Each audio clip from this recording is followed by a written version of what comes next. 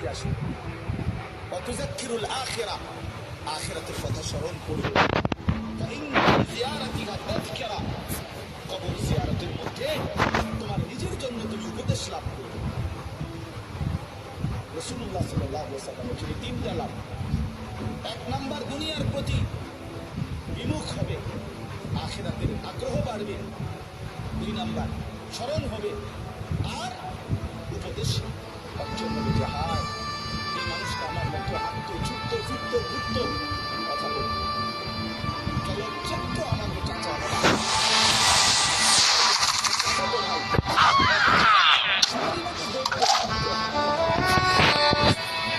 সেই চলন্ত মানুষটা এভাবে স্তব্ধ হয়ে গেল।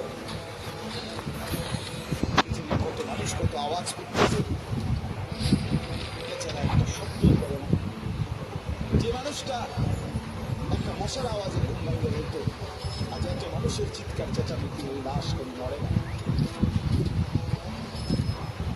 আল্লাহ নবী সাল্লাল্লাহু আলাইহি ওয়াসাল্লাম এক সাহাবীর জানাজা পড়তে গিয়ে কবরের দিকে তাকায়া, হাদিসে আছে হযরত বারা ইবনে আযিব রাদিয়াল্লাহু তাআলা আনহু থেকে বর্ণিত, তিনি বলেন আল্লাহ নবী সাল্লাল্লাহু আলাইহি ওয়াসাল্লাম আমাদেরকে সাথে নিয়ে এক সাহাবীর জানাজা পড়তে গেছেন। জানাজা পড়তে গিয়ে কবরের সামনে তাকায়া অনেকক্ষণ কাঁদছেন, খালি কবরের দিকে তাকায়া। আমরাও তার সাথে কাঁদলাম। তো কান্না শেষ করে চোখের পানি মুছিয়ে আল্লাহ নবী সাল্লাল্লাহু আলাইহি ওয়াসাল্লাম বললেন, ইয়া ইখওয়ানি লিমিসলি হাদা ফাআইদ্দু, আমার সাথীরা এই কবরের জন্য তোমরাও রেডি হও। নবী কি বলছেন? আইদ্দু, কবরের জন্য তোমরাও প্রস্তুতি নাও। রাসূলুল্লাহ সাল্লাল্লাহু আলাইহি ওয়াসাল্লাম বলছেন, বন্ধু, মা রাআইতু মানজারান কাত্তু ইল্লা ওয়াল কবরু আফজাউ। আল্লাহ নবী সাল্লাল্লাহু আলাইহি ওয়াসাল্লাম বলেন, আল্লাহর কসম উম্মত, কবরের আযাবের চাইতে ভয়ানক কোন দৃশ্য আমি রাসূল আর কিছু দেখিনি। আপনারা অনেক মনে অনেক চালাক, অনেকে বুদ্ধিমান, হুজুর এসব নিয়েই পড়ে আছে, এসব নিয়েই পড়ে আছে। কে মনে করাই দিবে খবর? দুনিয়া মনে করাবার তো লোকের অভাব নাই।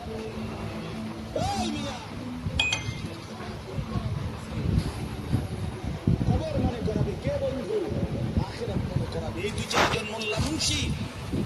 তারাও যদি পৃথিবীতে না থাকে, আপনারা যদি এদেরকেও হারায় দেন, সরায় দেন, তো আপনাদেরকে আখিরাত মনে করাবে কে? খবর মনে করাবে কে? দুনিয়া বুঝাবার জন্য তো লোকের অভাব নাই। একটা মাহফিলে আমি যদি এখন বলি, আসেন আজকে যেহেতু আমাকে দাওয়াত দিছে, সবাই মনোযোগ দিয়ে শুনেন একটি অটো কিভাবে চালাইতে হয়, আজকে আমার আলোচ্য বিষয়। তো এটা বললে মানুষ হাসি দিবে না? কথা বলেন না কেন? অটো কেমন চালাইতে হয় এটা কনের লেগে নিয়ে আপনার দাওয়াত দিন। তো তবে আপনি দেখুন, আমাদের আমরা দুনিয়া বিষয় করতে আমি বুঝে চাইছিলাম আমরা আসতে জানি। বলুন সিএনজি কিভাবে চালাইতে হয় না বুঝলে আল্লাহ তাআলা কোরআন কারীমের মধ্যে বলছেন আমাদের ইলমের মাকসাদ কেন আল্লাহ তাআলা উলামায়ে কেরামকে যাকে যেটুকু কোরআন সুন্নাহর ইলম দিয়েছেন, আল্লাহর কসম কোরআন শরীফের সরাসরি আয়াত আল্লাহ তাআলা বলছেন, ফালাউলা নাফারা মিন কুল্লি ফিরকাতিন মিনহুম তাইফাতুল লিয়াতাফাক্কাহু ফিদ-দীন। আল্লাহ বলেন এই দ্বীনের উচ্চতর জ্ঞান কিছু মানুষ অর্জন করবে, ইলম অর্জন করবে। কেন? আল্লাহ বলেন ওয়ালিয়ুনযিরু কাওমাহুম ইযা রাজাউ ইলাইহিম, তারা যখন নিজ জাতি কওম সম্প্রদায়ের কাছে ফিরে আসবে তারা আল্লাহর ভয় দেখাবে। ওয়ালিয়ুনযিরু, এটাই উলামায়ে কেরাম কোরআন সুন্নাহর ইলমের মাকসাদ। এটা কোরআন শরীফের আয়াত। কি আয়াত?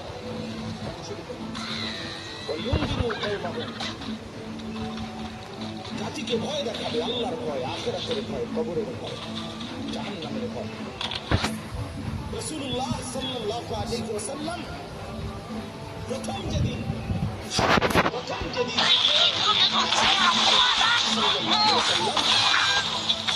মানুষের কাছে দ্বীনের কথা বলার অনুমতি দিয়েছেন, প্রথম যেদিন সেটা হলো কোরআনের দ্বিতীয় নাযিলকৃত আয়াত।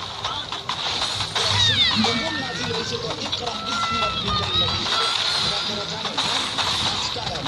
এখানে প্রথম নবীজিকে বলছে আপনি পড়ুন, আপনার রবের নাম নিয়ে আপনার রবের কালাম পড়তে শুরু করেন। এরপরে দ্বিতীয়বারে মানে দ্বিতীয় কোরআন শরীফ নাজিল হয়েছে।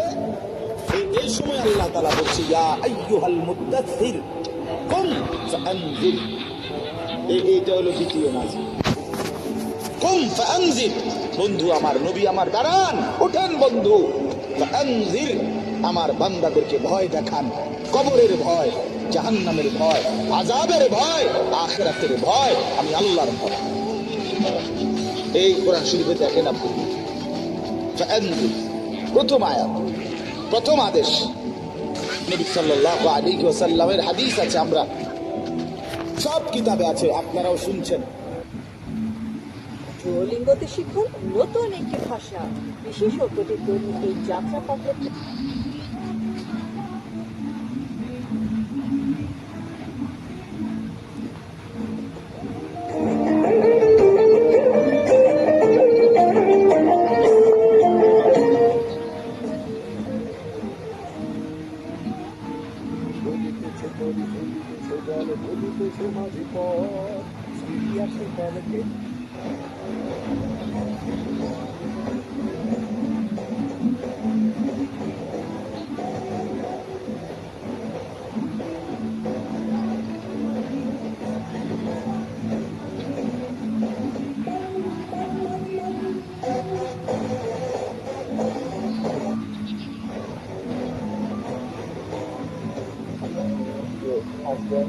আমাকে কলে মেরেছে, আমার তাতে কোনো পার্শ্ব প্রতিক্রিয়া নেই, কারণ আমি অনেক ভদ্র একটা ছেলে, আর সে হচ্ছে আমার ভাই।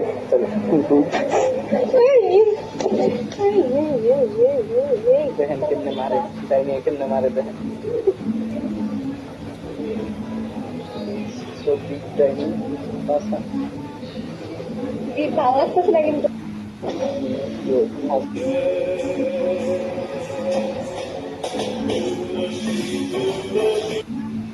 দেখছো মা, এটা কার মধ্যে ডোবা ফজল হয় না?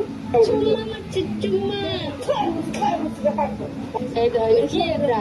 তুমি দেখো এই যে লাইক করলে দেখো কেমন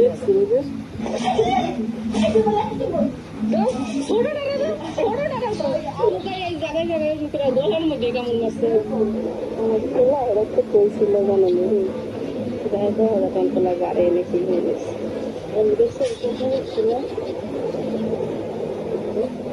180 সেকশনের এত বড় মোটা টায়ার আমার স্টক টিমে কি আসলেই বসবে? ভাই পাম নিচ্ছে না তো, ভাই পা দিয়ে পাড়ায় পাড়ায় ঢুকতেছে না, এমনকি টায়ারটাও ঠিকভাবে বসে না। এই কি অবস্থা?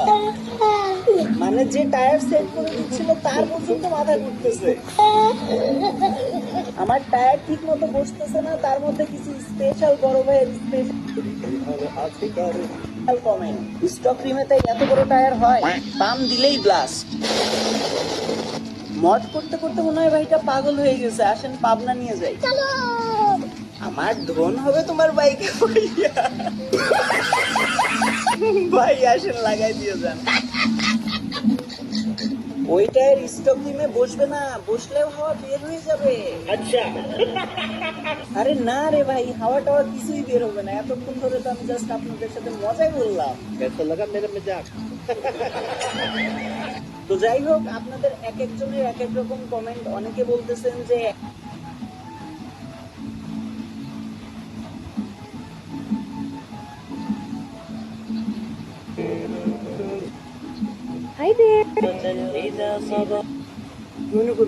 তোর ঘরে কেটা কেটা আছে?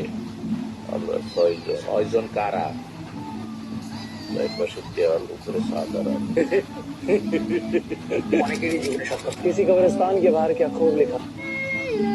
ये যদি পাবলিক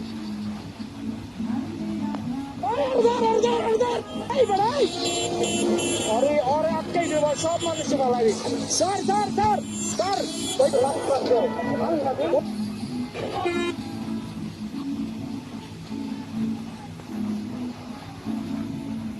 খালেদ মহিউদ্দিন বেশ পরিচিত। সাম্প্রতিক সময়ে খালেদ মহিউদ্দিনের একটি টক শো কিছু প্রসঙ্গ আমরা চেষ্টা করে পারছি না, আমরা ভিডিও থেকে দেখাচ্ছি। ডক্টর কালিদ, আপনার কাছে জানতে চাইবো যে জামায়াতে ইসলামী বা বিএনপি ছাড়া আমি যদি অন্য রাজনৈতিক দলগুলি বলি, অর্থাৎ বিএনপিকে এক পক্ষ এবং এনসিপিকে আলাদা করে জামাতে ইসলামীর নেতৃত্বে ইসলামী আদর্শে যারা রাজনীতি করেন, আমি যদি এভাবে বলি, তাদের রাজনৈতিক উদ্দেশ্যটা বা রাজনৈতিক লক্ষ্যটা এই মুহূর্তে আপনি আসলে কি দেখতে পান? মানে আমি কয়েকটা প্রসঙ্গ আপনাকে বলি যে বাংলাদেশের সমাজ, রাষ্ট্রীয় কাঠামো, আইনি কাঠামোটা কেমন তারা চান। ৭১টা আপনি মোটামুটি ভাবে বললেন যে এটা কিভাবে এটা আপনি করতে আপনি দেখেন।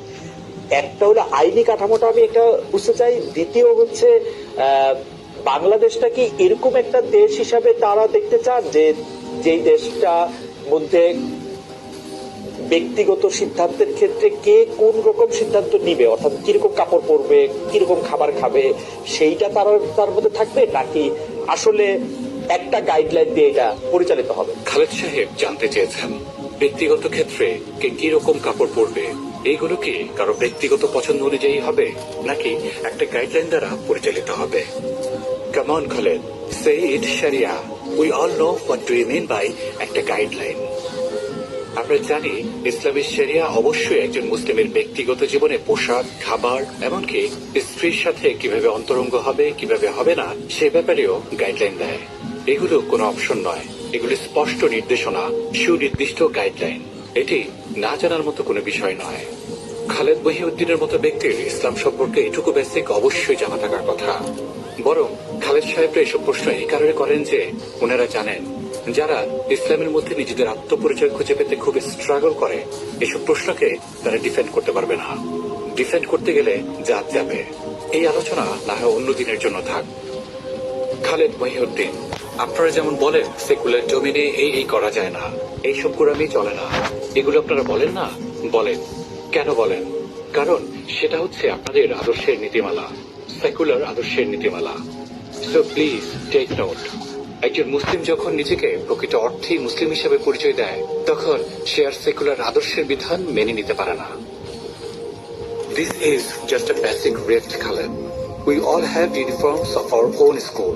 Your one is secular and our one is Islam. কেন আপনি মেনে নিবেন না যে সেকুলার আদর্শের যদি কোনো নীতিমালা থাকতে পারে, তবে ইসলামিক আদর্শেরও অবশ্যই নীতিমালা থাকবে।